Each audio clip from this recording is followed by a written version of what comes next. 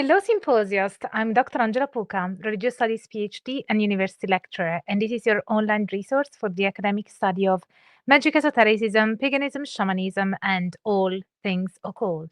And today is the solstice, the winter solstice in the northern hemisphere and the summer solstice in the southern hemisphere. So I know that there are some people from the southern hemisphere as well. Hi, Andrew. Who's also the moderator of the channel. So, but yeah, given that I'm in the northern hemisphere, we're gonna talk a lot about the winter solstice, or Yule, as contemporary pagans call it. So, first of all, happy solstice, everybody. I hope that you're having a lovely season.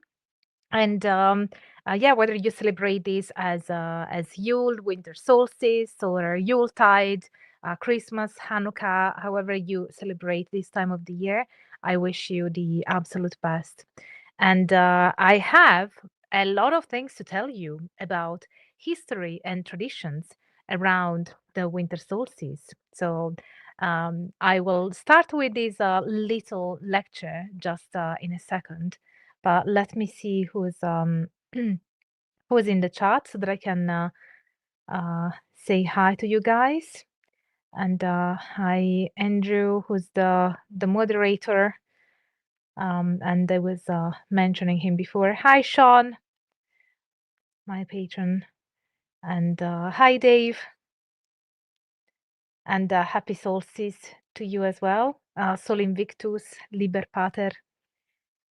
So yeah, oh, thank you, Frater RC. Thank you for the super chat. Merry solstice to all from Canada. Thank you so much. So yeah, oh, Max says a happy winter solstice from Italy. Oh, you're a connational. So nice that you're here. My first time live with you. You look amazing. Thank you. And happy winter solstice. Yeah, I'm so happy to celebrate this with you guys. And I'll start with the traditions and a bit of history around the winter solstice, so that hopefully you will enjoy it and you will find it educational. And then afterwards, I will answer all of your questions. But before I dive into it, as always, I have to remind you so that this project keep existing and you keep seeing my face talking to you about all things academic in historicism and paganism. If you like my project and want to support it, because that's the only way it can stay alive, I would highly encourage you to support me here with some lovely super chats as a solstice presents and gifts. That will also be amazing. And you can support me by joining my fantastic Patreon community, by sending PayPal donations, donations on coffee. Also, you can check out my services at drangelapuca.com. I also have courses and different services that I offer, so you might want to check out those as well. And you find all the links to support me in the chat, the bio, the info box, and the pinned comment soon. But yeah, so thank you all guys for considering that. And oh, Tommy, it's your birthday. Happy birthday. And Merry Yule to you as well. Lovely seeing all of you guys. Happy winter solstice. Okay, I will start telling you all things winter solstice and prepare your questions and your super chat, and I will answer all of those afterwards. Ta-ta-ta. Here it is. I tried to have like a very festive, Christmassy Yuletide presentation here. So, let's start. So when the sun reaches its southernmost point and the longest night descends across the northern hemisphere, humanity has consistently responded not with passive dread, but with active ritual participation in the cosmic drama. The winter solstice stands as perhaps our species' oldest continuously observed sacred threshold, a moment when cultures separated by vast oceans and millennia have independently developed remarkably similar responses to darkness. Fire to coax back the sun, feasting to affirm life's persistence, ancestor veneration during thinned veils between words, and rebirth mysteries that celebrate light emerging from shadow. I want to go over with you the winter solstice as both historical phenomenon and living tradition, and trace the ritual threads that connect maybe Neolithic monument builders to contemporary practitioners, whilst obviously maintaining critical distinction between historically attested practices and modern innovations. Because, as you know, this is something that we always do here on Angela's Symposium. We like to keep it academic and source evidence based. So, the archaeological record provides our earliest evidence that winter solstice observation held profound spiritual significance long before written language emerged. New Grange in Ireland's Boyne Valley, constructed around the 3200 BCE, is aligned so that sunlight enters through the roof box and reaches the inner chamber for a short period around the winter solstice. Similar winter solstice alignments appear at Maes Howe in Orkney, whilst Bryn Cehli D in Wales demonstrates summer solstice alignment, collectively demonstrating that pre-Celtic peoples invested extraordinary labor in marking these astronomical moments. Yet we must acknowledge the limits of our knowledge. These megalithic monuments speak eloquently of solstices' importance, but remain silent regarding the specific beliefs or ceremonies their builders conducted within those illuminated chambers. Any reconstruction of Neolithic solstice ritual requires considerable speculation. The Celtic Druids present a different evidential challenge. Contemporary practitioners frequently invoke ancient Celtic traditions, yet the primary sources prove problematic upon examination. Pliny the Elder's natural history from the 1st century CE provides our sole detailed account of Druidic Mistletoe gathering, describing white-robed priests ascending sacred oaks with golden sickles, whilst white bulls awaited sacrifice below.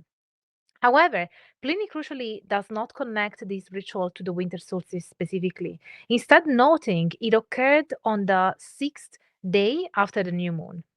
Julius Caesar's Gallic Wars offers observations of Druidic society but remains entirely silent on seasonal celebrations. The Welsh name Alban Artan, light of Arthur or winter, that appears throughout modern Druidic practice was actually invented by Edward Williams, better known as Iolo Morganwg, in the 1790s as part of his fabricated Bardas manuscript. Many contemporary Druids acknowledge this problematic provenance whilst maintaining that the ceremonies remain spiritually meaningful regardless of their recent origin.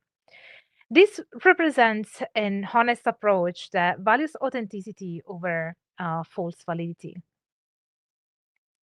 Norse Yule traditions stand on considerably firmer documentary ground because they provide what may be our richest history and historical record of pre-Christian European winter solstice observances.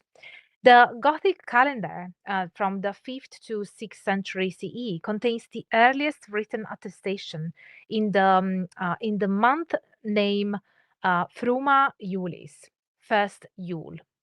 Snorri, Snor, sorry, Snorri Sturluson, 13th century Heims Grichla, provides remarkably detailed accounts, including Haulcon, the goods law requiring every farmer to brew ale and maintain the feast for 3 days. The Haukonar Saga Gautha records the precise sequence of a ritual toast. First to Odin for victory and power, then to Njortur and Frey for peace and harvest, followed by the Bragarfold, and finally to Minni, which is like a remembrance toast for departed ancestors.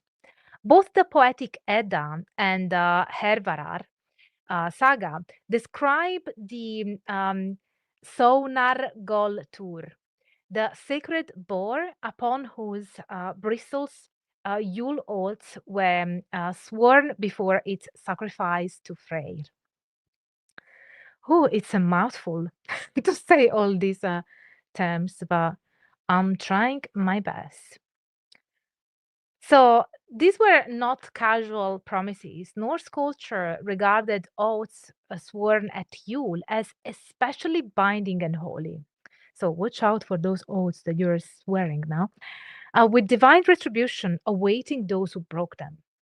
Animal sacrifice constituted the ritual's core, particularly horses and pigs, with blood sprinkled on temple walls and participants using chloit staves. Meat was boiled in large kettles and consumed communally, accompanied by prodigious quantities of ale. That's always welcome. According to Haukor Saga, the feast was to be maintained for 3 days, which with each farmer required to brew ale from a specified measure of malt and keep the celebration going as long as supplies lasted. The quantities involved suggest substantial communal consumption, um, and um, uh, and that that this large consumption was both expected and legally mandated. One account describes King Hakon, a Christian, being pressured by his pagan subjects to at least taste horse flesh, ultimately compromising um, by inhaling steam from the cooking pot rather than heating the sacred meat. This detail illuminates how profoundly important these sacrificial rites remained to Norse communities.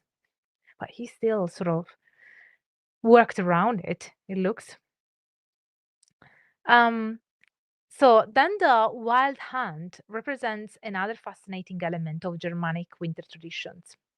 Jakob Grimm's Deutsche Mythologie, which was compiled earlier folklore describing a ghostly procession led by Odin on eight-legged Sleipnir, accompanied by dead warriors, black hounds, and ravens sweeping across the sky during the 12 nights of Yule, when the veil between worlds thinned dramatically.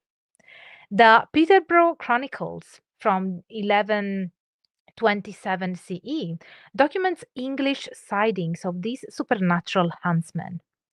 Those showing proper respect might receive wisdom. Those foolish enough to interfere faced dire consequences. Odin himself bore the name Yule Yule Father, an image that would eventually transmute through folklore into the bearded gift bringer riding through winter nights that we recognize in modern Santa Claus. Slavic traditions offer intriguing parallels. Despite limited written sources from the pagan period, the festival known as Koleda or Koliada, possibly deriving from the Latin kalende or Slavic kol, meaning wheel or circle, marked the winter solstice throughout Eastern Europe. In some Slavic contexts, Korochun appears in later sources as a term associated with midwinter or the turning of the year, but the evidence does not support treating it as a clearly attested pre-Christian solstice festival with a single standardized meaning. Scholars of Slavic religion consistently caution that many seemingly coherent mythological systems attributed to pre-Christian Slavs are modern reconstructions assembled from fragmentary medieval references, later folklore, and 19th century comparative models. Figures such as Chernobog are sparsely attested in early sources and cannot be confidently situated within a structured pagan pantheon, while terms such as korochun vary significantly in meaning across regions and periods. As Ivanits in 1989 and Zarov in 1999 emphasize, Slavic seasonal customs are best approached as evolving folk traditions rather than as evidence for a unified ancient solstice theology. The Koledari tradition survives remarkably intact. Young people donning elaborate masks representing ancestors, animals, and supernatural beings would process um, house to house, singing ancient songs and receive food offerings. These masked corollaries served dual purposes, simultaneously honoring ancestral spirits and frightening away malevolent forces through their wild appearance and cacophonous singing. The badnik is a ritual log used in some South Slavic Christmas customs, where sparks and fire are commonly interpreted as omens of prosperity and continuity, while specific claims about pre Christian theological meanings remain uncertain. The abundance of sparks predicted the coming year's future and fortune, effectively divining through fire's celestial messengers. Kutia, a sacred grain dish prepared with poppy seeds and honey, was offered to ancestors with an empty plate set at the table for deceased relatives. This practice continues in modified form throughout Orthodox Christian communities and shows how thoroughly ancient solstice customs became grafted onto Christmas traditions following Christianization. Roman Saturnalia offers perhaps the richest documentation of any winter festival. Macrobius's 5th century Saturnalia, supplemented by writing with, from Livy, Lucian, Marcian, and Catullus, provides extensive detail about Rome's extraordinary festival that began on the 17th of December and eventually expanded to 7 days, concluding around 23rd of December. The celebration's defining characteristic was systemic role reversal. Masters served enslaved people who dined at the head of table wearing their master's clothing. The pileus, freedman's cap, was worn universally. Gambling became legal, and Saturnalicus princeps, which is like the lord of misrule, presided over revelries. This temporary dissolution of social hierarchy possessed profound ritual significance and created a sacred chaos that was believed necessary for the year's renewal. Gift giving associated with sigillaria took um, took place during the extended Saturnalia period, particularly through the exchange of small figurines and other tokens rather than on a single fixed day. These candles held particular meaning as literal manifestations of hope that light would return after solstice. The practice of hiding small gifts in cakes to select a king would persist through, medieval 12th night celebrations into modern king cake traditions. Saturn's statue, normally bound at the feet, symbolizing winter's constraints, was ritually unbound during the festival, signifying the god's liberation of the loosening of societal restrictions. Through these customs, Romans sought to ensure good harvest and fortune, whilst symbolically helping time reset at the solstice through communal participation in controlled disorder. Crossing into Asian traditions reveals fascinating parallels despite vastly different cultural contexts. Chinese Dongji, extreme of winter, was officially recognized as a significant festival during the Han Dynasty from around 200, 206 BCE, 220 CE. Though traditional accounts suggest observance extends considerably earlier. The festival embodies yin-yang cosmology's fundamental principles, marking the peak of yin energy whilst simultaneously inaugurating yang's return. The I Ching hexagram Fu, returning, symbolizes this transition, one yang line rising from five yin lines, which represents light's return from maximum darkness. The traditional saying captures its importance. And I hope that the Chinese speakers will pardon me, but I will try my best.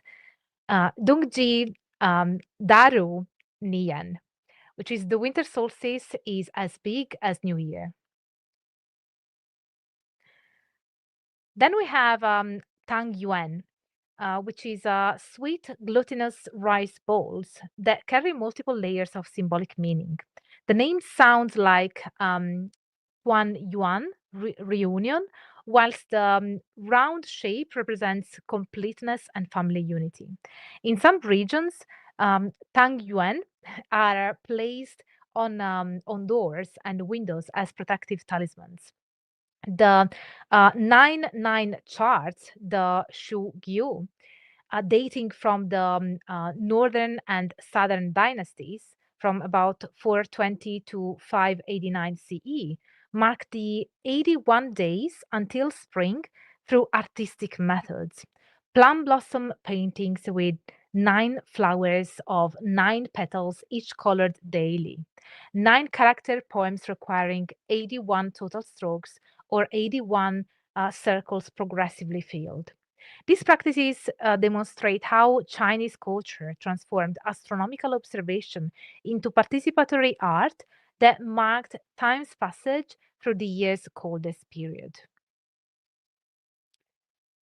Japanese Toji centers on purification rather than celebration, which reflects Shinto sensibilities.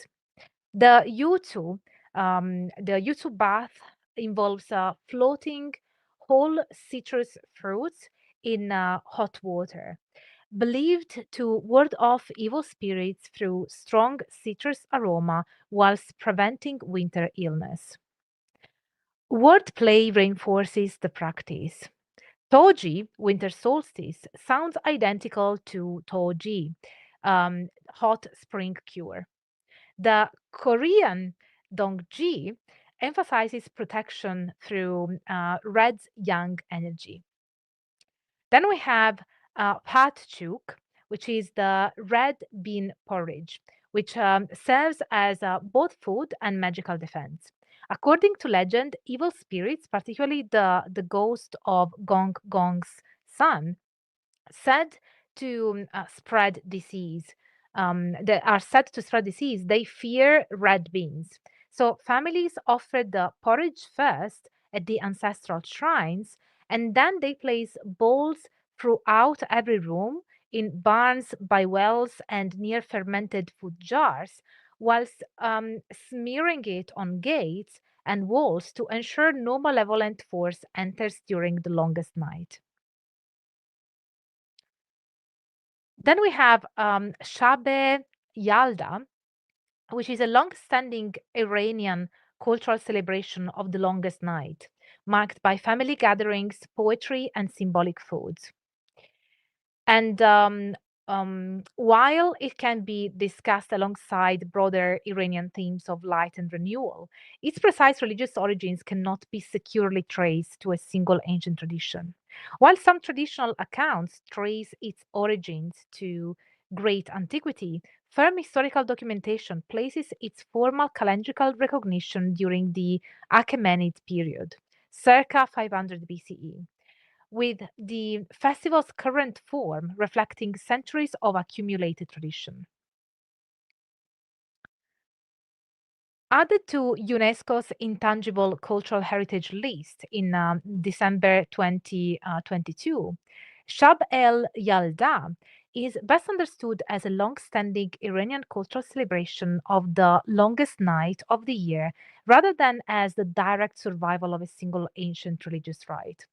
While later Iranian traditions frequently frame Yalda through themes of cosmic struggle between light and darkness, scholars caution against attributing the festival to demonstrable Mithraic ritual origins or to a fixed pre Zoroastrian cult.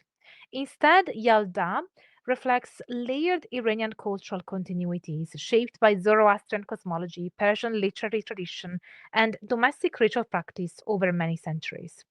Family gatherings, the sharing of symbolic foods such as pomegranates and watermelon, and practices such as fal e hafeds function as expressions of renewal, endurance, and hope rather than as survivals of a clearly identifiable ancient mystery cult. Indigenous American traditions offer profoundly different cosmological frameworks, yes, similarly emphasize communal participation in ensuring the sun's return. The Hopi Soya Langul, establishing life anew for all the world, extends up to 16 days around December solstice, ceremonially bringing the sun back from winter slumber whilst marking the second phase of creation.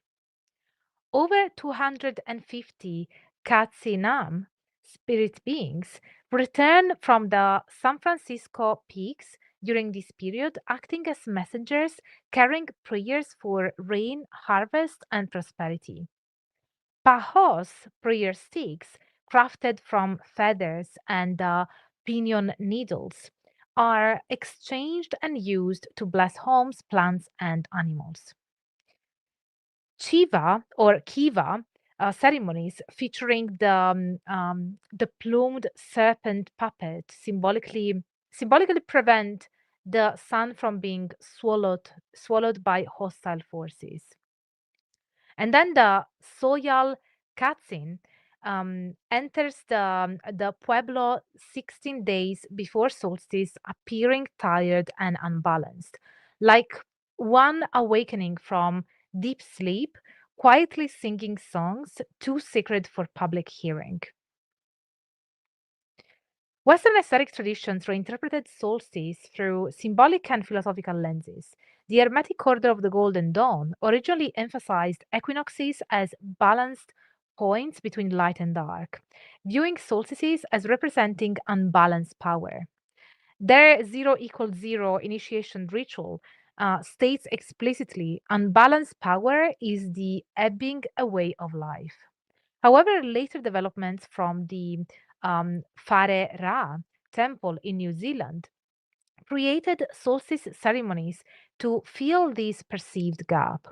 Modern Golden Dawn correspondences align winter with earth element, Capricorn, north direction, black and dark blue colors, and Kefra, the scarab headed god representing the midnight sun at its moment of transformation before rebirth. Aleister Crowley's Thelema provides explicit solar adorations suitable for solstice observance. Liber al vel legis 236 states there are rituals of the elements and feasts of the times, which Crowley interpreted as requiring observation of equinoxes and solstices when the sun enters cardinal signs. Liber Resh Vel Helios offers 4 daily solar adorations, with the midnight adoration facing north and invoking Kefra, particularly significant at the winter solstice. The analysis of the keyword, the INRI, central to Thelemic practice, decodes as Isis, Apophis, Osiris, representing death and resurrection through the formula IAO or IAO, I suppose. Alchemical traditions found perfect symbolic resonance in the winter solstice. Sol Niger, black sun, represents the Nigredo, blackening, and the magnum opus's first stage, according to Jung and his interpretation of alchemy. Texts associated with Renaissance solar symbolism, are sometimes discussed alongside later alchemical color stage models.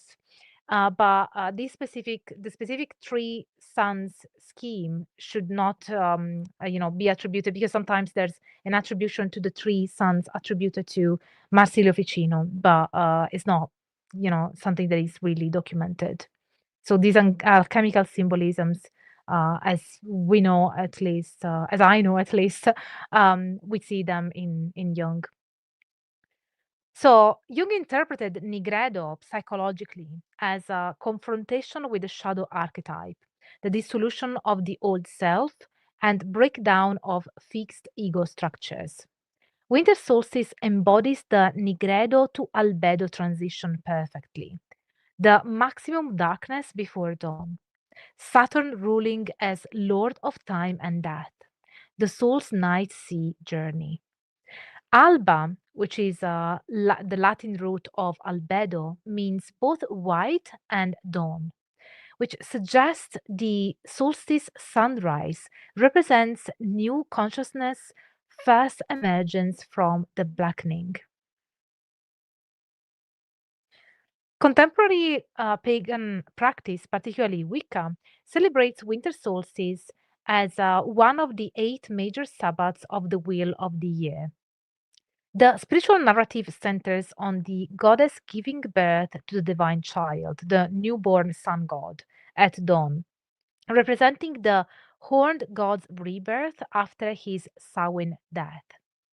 The Oak King and Holy King mythology, which was popularized by Janet and Stuart Farrer in the late 1970s, though often presented as ancient, depicts two aspects of the god in eternal battle, with the Oak King, the light, defeating the Holy King, darkness, at Yule to ensure the light half year recommences.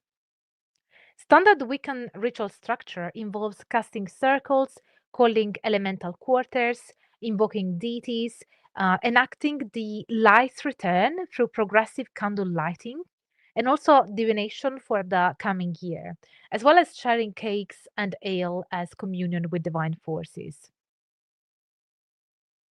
Modern Druidry developed distinct solstice ceremonies, particularly through the order of the Bards, Ovates, and Druids, or Obod.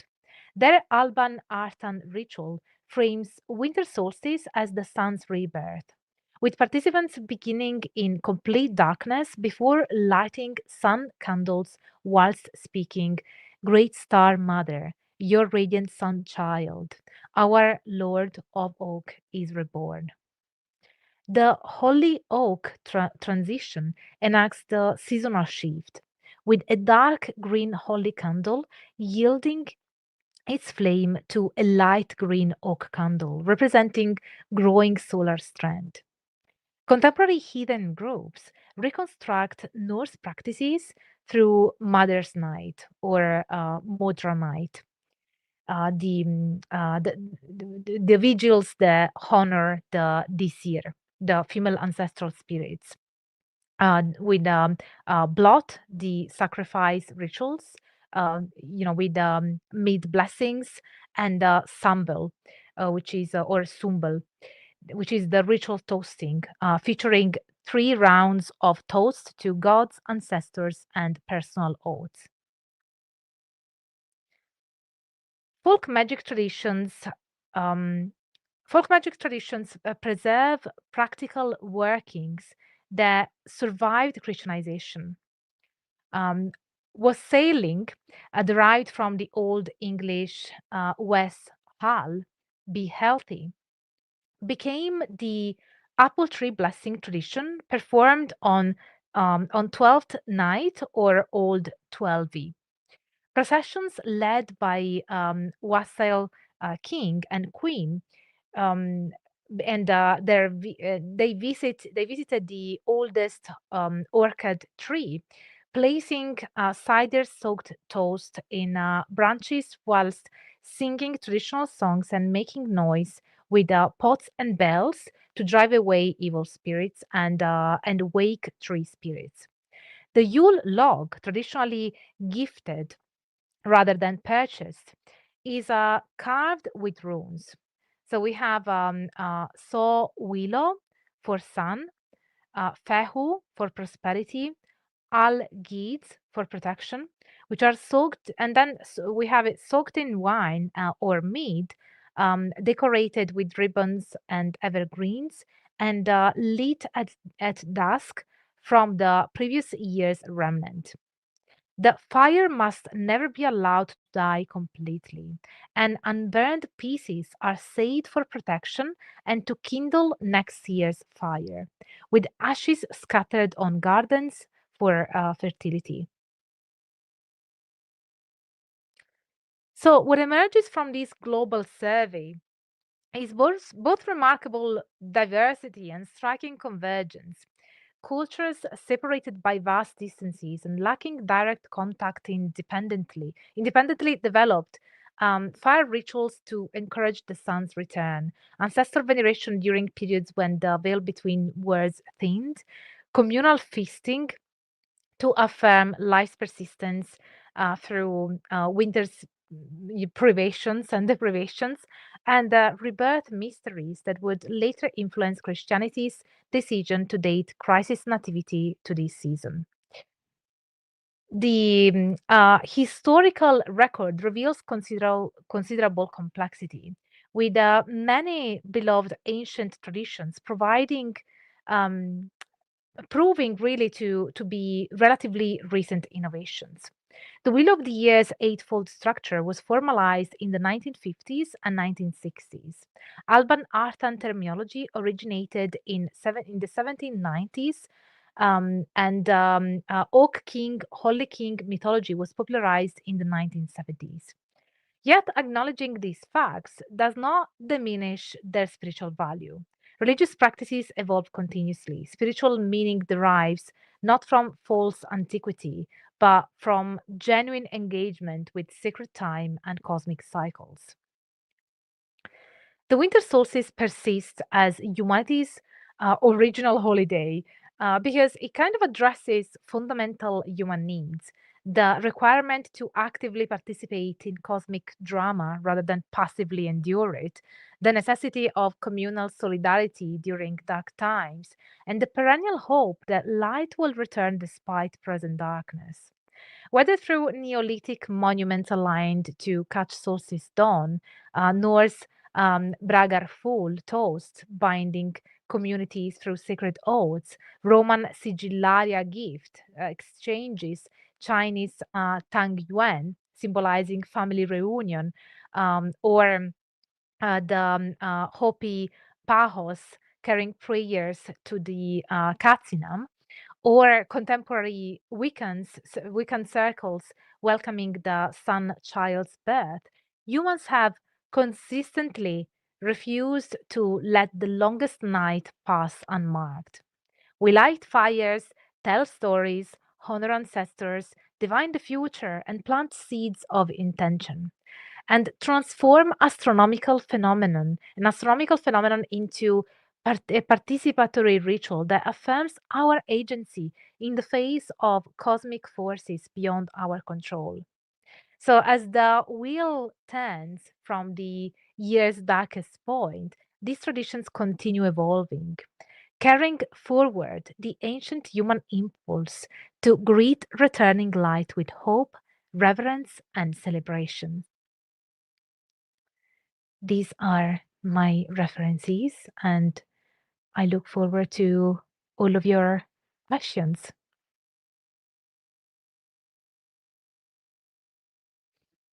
It was a bit of a mouthful, but I decided to sacrifice myself in terms of my dignity. No, but yeah, to make it more difficult for me. But I really wanted to be global. I am trying to do that. I'm trying to not be too Western centric or Europe centric. So as much as I can. Obviously, everybody has limitations. And when it comes to the origin of Christmas and why it was attested to the 25th of December, Andrew Henry from Religion for Breakfast has very interesting videos. So from the sources that he cites, it seems like the date is still decided based on Christian interpretations of the scriptures. But yeah, it is fascinating, really. I'm not an expert I'm not a Christian studies scholar. I'm a pagan studies scholar, so that is my specialty. So let me see. Oh, thank you for the super chat, Jordan.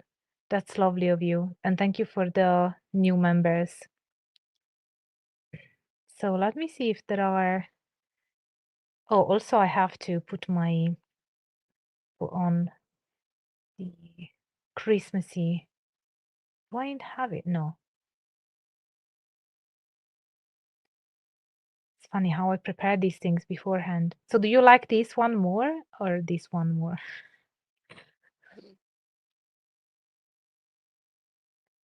Maybe this one matches better with my colors. It does cover my religious studies PhD, blah blah blah, but you know that already. So let me see if there are questions.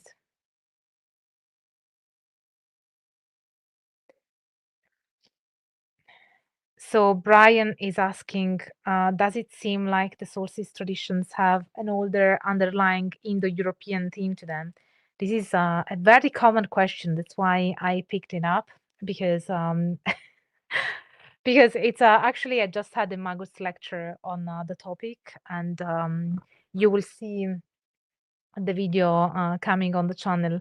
But yeah, I had a lovely conversation with my Magus patrons, and that's why you need to join my patron, because my patrons are fantastic and we have the best conversations. So yeah, the fact that a lot of practitioners feel the need of finding this underlying unbroken tradition. This was particularly popular, I'd say, in the 19th and 20th century. You find it seems like, to me, it seems a bit like the obsession of the late 19th and early to mid 20th century, that there are different scholars, poets, literary people that are just obsessed over this um, origin story, and also have this sort of unifying tendency as well. I see that with Mitchell Eliade, Joseph Campbell. I don't know, it just seems like it seems like a theme running through those that specific time. But anyway, so I'm this is a very long way to answer your question. The answer is no. I don't think we can talk about a one Indo-European tradition unless you talk about an underlying theme, which is much more broad than a tradition. I think that in that sense, um, I think there are some common themes, definitely, and we have seen that that is also the case, not just in European societies, but also in other societies. We have the underlying theme of the light returning, of the sort of the need to protect yourself during the longest night of the year.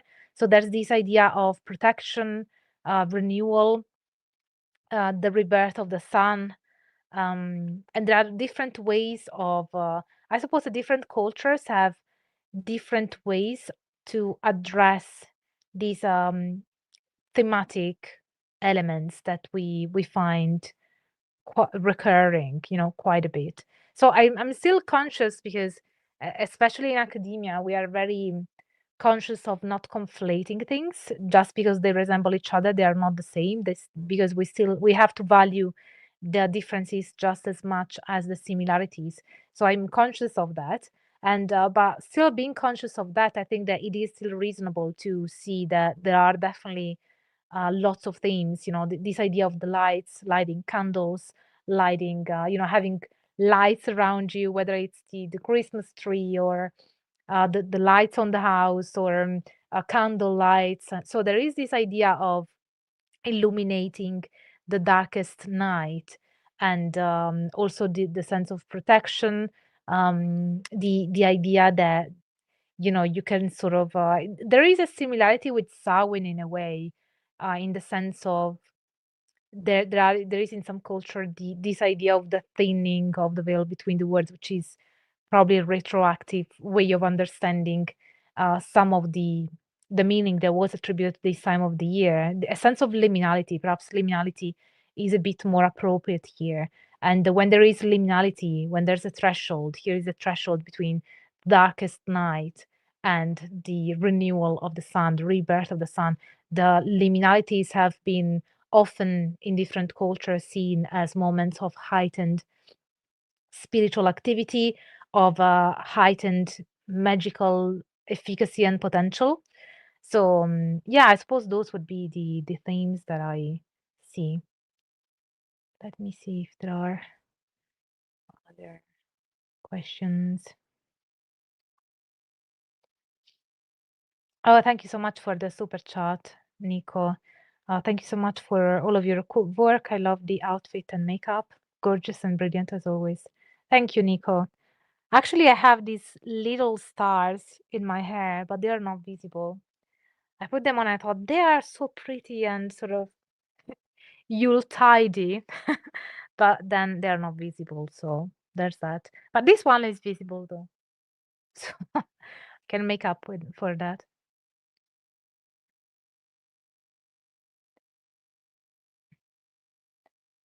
Um, let me see. Buon Natale, Dr. Puca. That's Italian for Merry Christmas, Happy Christmas.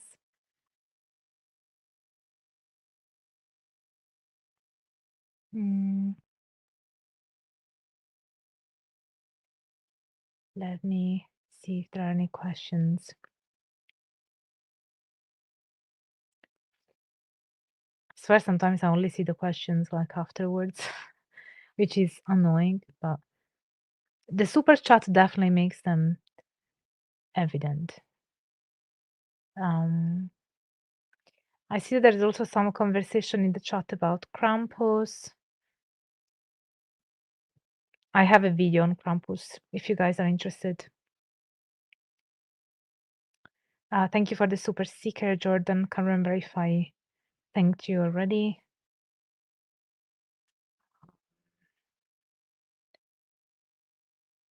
So Dani is saying, can you see meaningful differences according to climate? I believe the winter solstice in Iran may be very different to human experience compared to the solstice in Lapland. Yeah, that's a good point.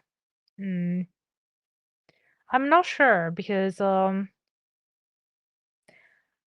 not as familiar with the with Iranian traditions outside of what I researched specifically for this episode. But for instance, even if I think about Italy and the UK, obviously here is much colder, um, and also the darkest night here is much darker than in Italy as well.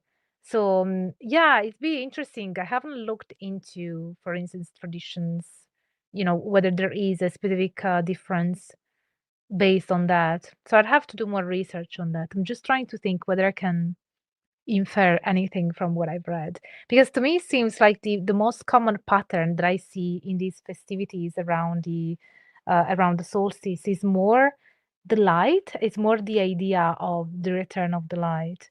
So even if it's not as cold, it would still have the element. But obviously, there are places on the globe where even the difference between light and dark can be, is not as um, intense as in other parts. So yeah, I'm not completely sure. I'd have to do more research on that, but it's a good question.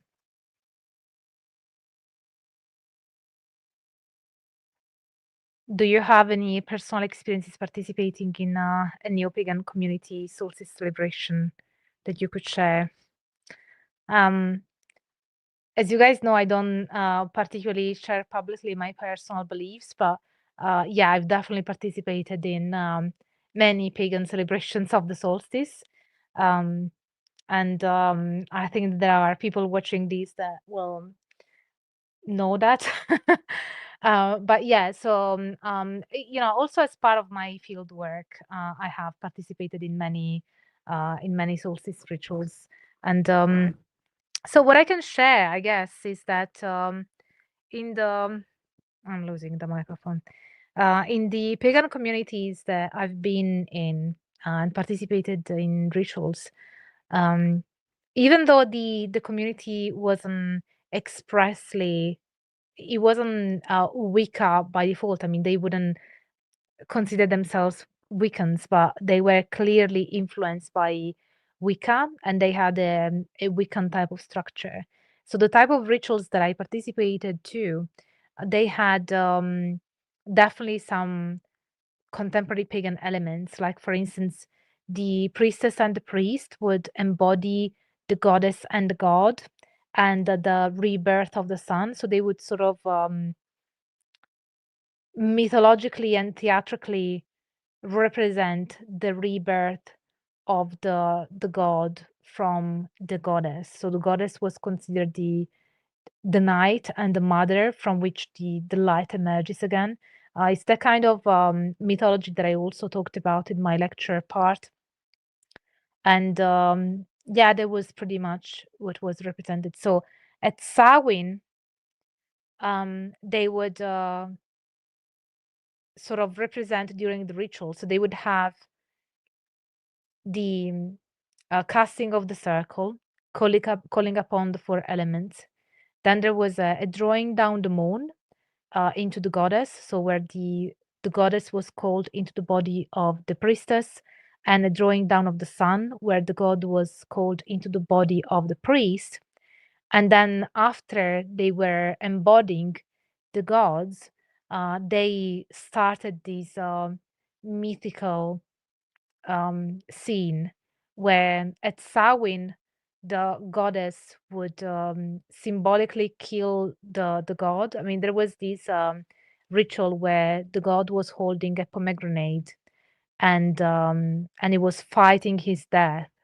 And then in the end, the priestess would sort of stab inside the pomegranate, and it kind of looks like it bleeds, but then obviously, you know, nobody would get hurt.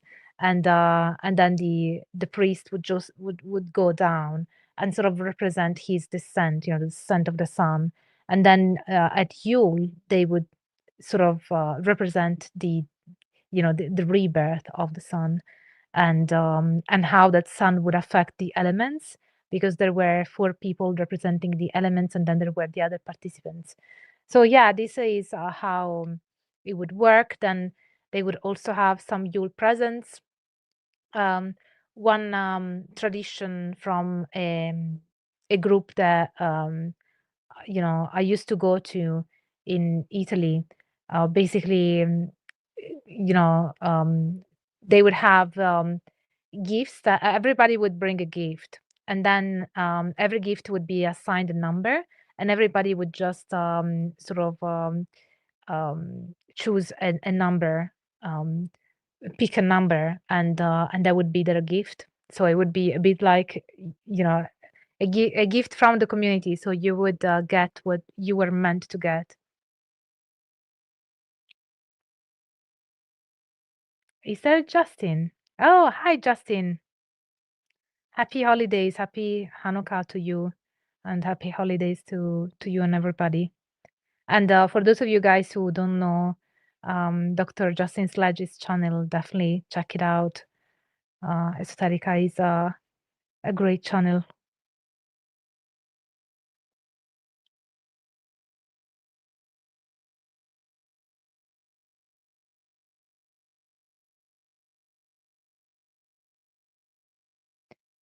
And Honey talks about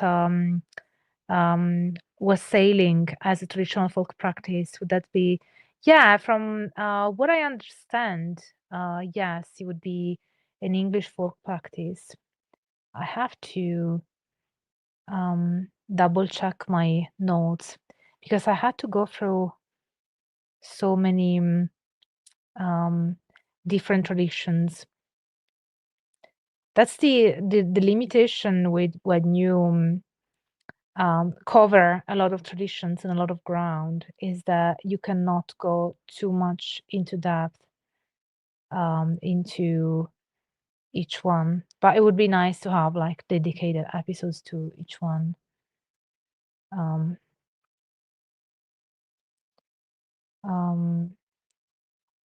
let me see if there are other questions.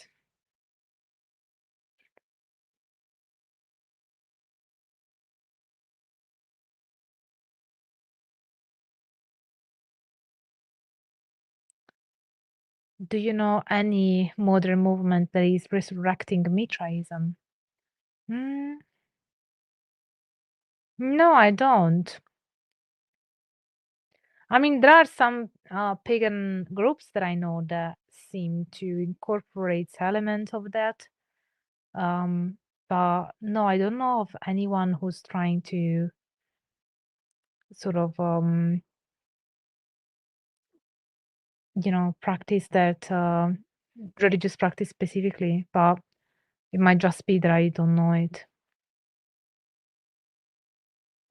But yeah, wassailing is an English practice. Yeah, from Western England, especially Somerset, Devon, Herefordshire, Gloucestershire, and the parts of Kent and Sussex.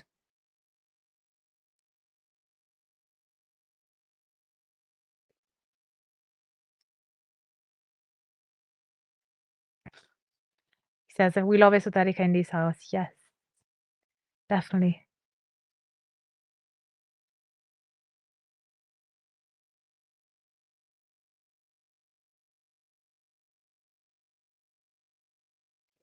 So let me see if there are questions that I missed.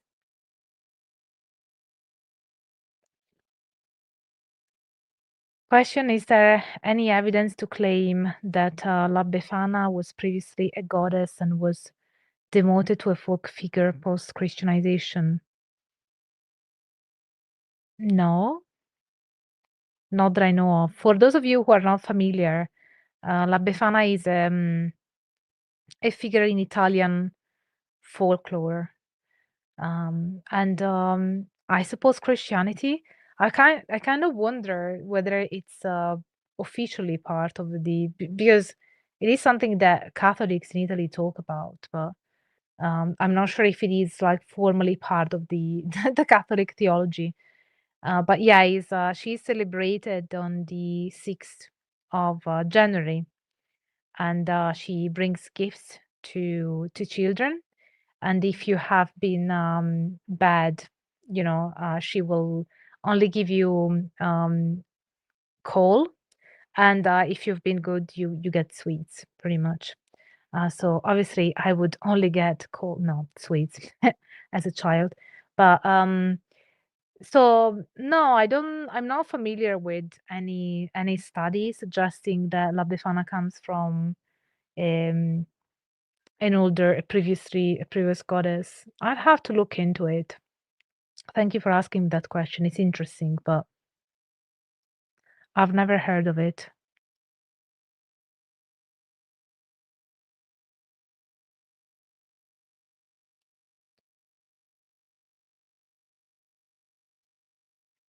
So let me see if there are any other questions. Otherwise, we can wrap it up. Sean is asking something similar to what somebody else mentioned, like whether I have any info on unique practices in the Arctic where it is dark 24/7, several days around the winter solstice. Yeah, that's actually what I was thinking about when I was responding to the previous question. I don't know. I don't know. I have to specifically look into this because I don't know, because for this episode, I did research on specifically on winter solstice traditions that I could find. So I find it interesting that I didn't get any specific practices from the Arctic, but you know, absence of evidence is not evidence of absence. So it could just be that I didn't look well enough, or maybe they have practices that are dissimilar, and so they fall out of my radar. But it's a good question. I have to look into that, and given you're a patron, I can let you know on Patreon when I find out. But good question. I love the fact that you guys always have good questions for me that always make me think and make me want to research more.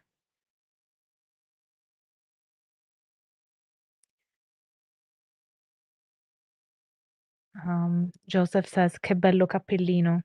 It's in Italian it's actually che bel cappellino, but thank you. I appreciate trying to speak Italian.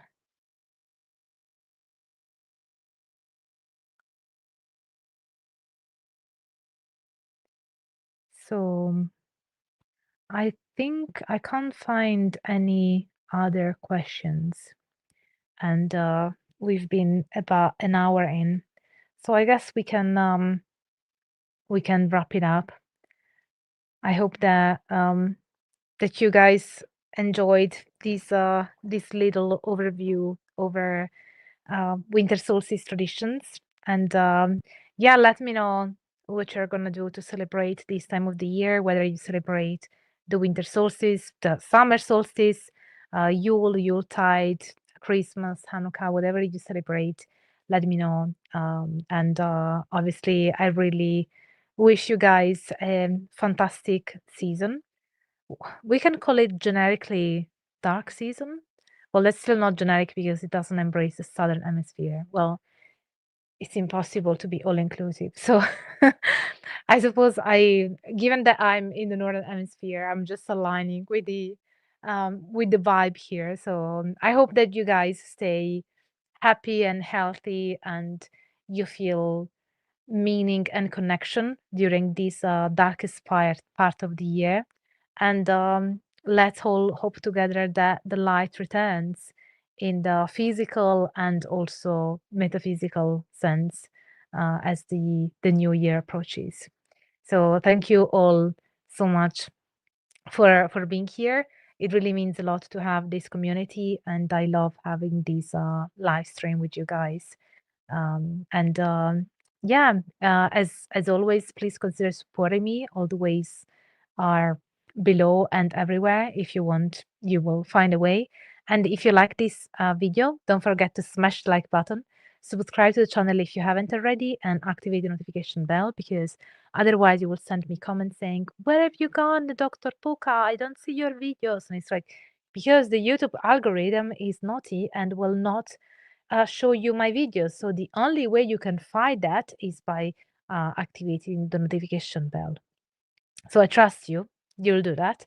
Also share my videos around so the symposium can grow, and also so that people can know more about winter solstice traditions. Have a wonderful, wonderful time, and stay happy and healthy during this dark season. And stay tuned for all the academic fun. Mwah. Bye, everybody, and have fun.